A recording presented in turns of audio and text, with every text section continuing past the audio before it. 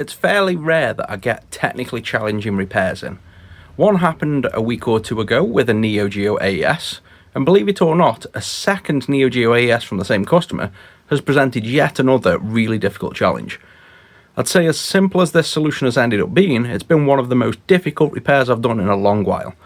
It's already fixed, so this is going to be more of a story time, sit back and listen and learn, as opposed to seeing the work done. But I'll go through the journey I've had on this one and how I almost gave up and genuinely couldn't figure something out. Let's take a look. The story begins with this console. The customer sent two in, but this is the one that we had issues with. It came in with the issue, which was no sound, as well as some other issues. The customer paid for, as you can see, heat sinks on all the hot ICs, a complete resocket of every single chip on the motherboard, and the full service. We did all the work, and what we were left with was no sound. This is the sound chip here, and this is another part of the sound circuit. And as I dug deeper, I realised that the Z80 here, and a load of chips, pretty much all this side of the board, is related to purely sound. One of the first things I do is pull up the schematic. This is the original schematic that I've spent many days annotating and adding all these orange notes and blue headers to make more sense. Because this is a scanned schematic, and it's not that good. And following where pins go can be a nightmare. So in order to, say for example, find out where the traces of the sound chip go across the whole board is very tedious. And in fact, I even spent 8 hours mapping all of these pins to where they go, color coding them, to just get us some way as to figuring out how we could test all the pins on this chip. And prior to this, I already knew a lot about the audio circuit, like a hell of a lot. I've done a huge breakdown on the wiki. And yet this problem was completely beyond me. So I checked every single pin on this with an oscilloscope. Everything mapped out to my current knowledge and everything was working except the fact that the Yamaha chip just refused to output any audio from this chip to this chip. That led me down reading the datasheet for the Yamaha chip, digging into the actual digital setup and what happens, and all of the data and address pins. What I did figure out is if I cracked open my King of Fighters game, you can see if we flip it over, I socketed this chip here, the M1 chip.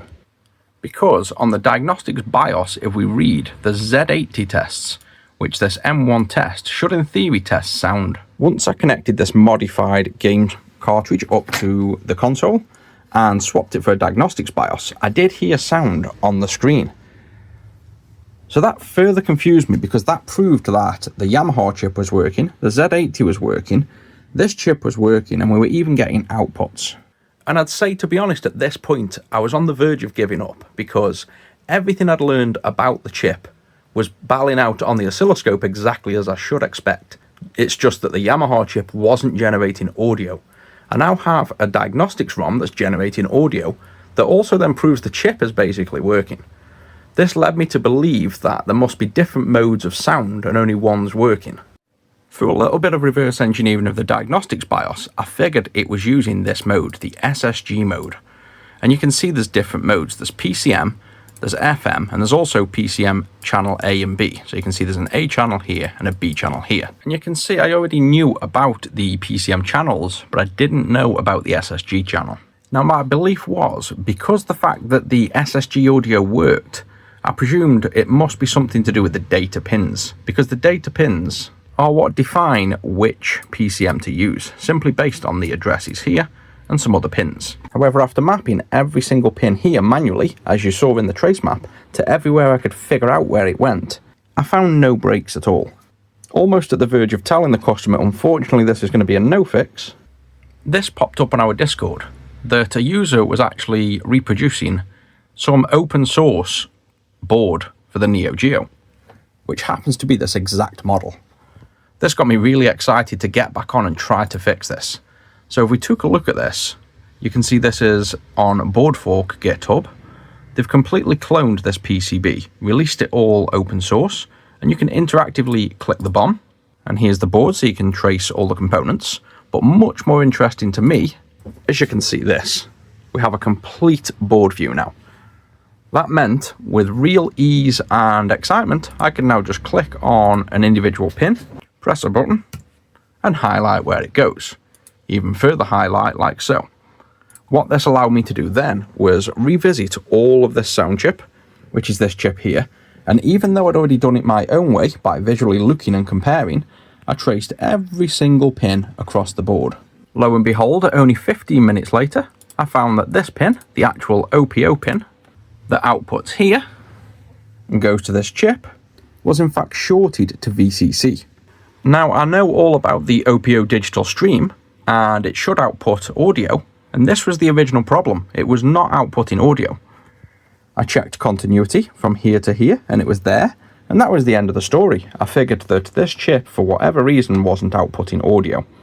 Once I used the diagnostics cart, and I heard audio, I also believed the OPO pin was going to be okay, but what I totally overlooked was in the schematic, we have the OPO digital output here that goes over to this Yamaha chip, which is this one here, which then generates all the audio.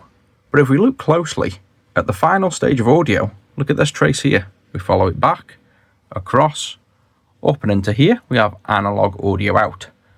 Now until today, I believe the analog audio out was always flat, and I believe the wiki still also states right there that the analog audio out will be 2 volts flat.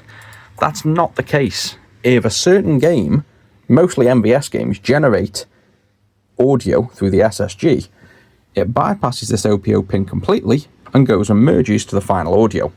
That's what this test cartridge was doing, and that's why we could hear it. And the simple fact was, all digital audio was outputting from this chip. It was actually the circuit board was shorting on the trace underneath.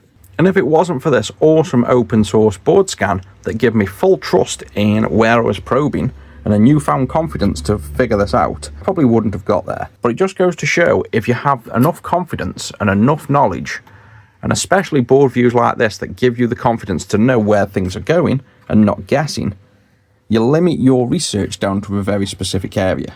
Even though I always knew it was something to do with this chip, you start to doubt yourself, and I started to wander over to the Z80, the RAM here, maybe even suspecting a bad Alice PC could be involved just because one pin connects from here to here. If you stick to it long enough and you build up your knowledge over time, you can always solve the problem. Even if it was a no fix, the thing that was bugging me about this was something I didn't know. I needed to know why this wasn't working, and that's why I never gave up. I always think I've got knowledge in certain areas, and I'm always humbled to be proven wrong every time I stumble across something like this and realise I don't know as much as I think. I now have even more knowledge of Neo Geos, so the next repairs should be even easier. And of course, everything I've learned today will be on the wiki within a week, so you guys can benefit from it too. So I hope you've enjoyed a bit more of a story time and not necessarily a repair, and I've never been happier to hear the startup sound to the Neo Geo. The customer will definitely be happy that this is fixed though now, and I can get both of his units back to him.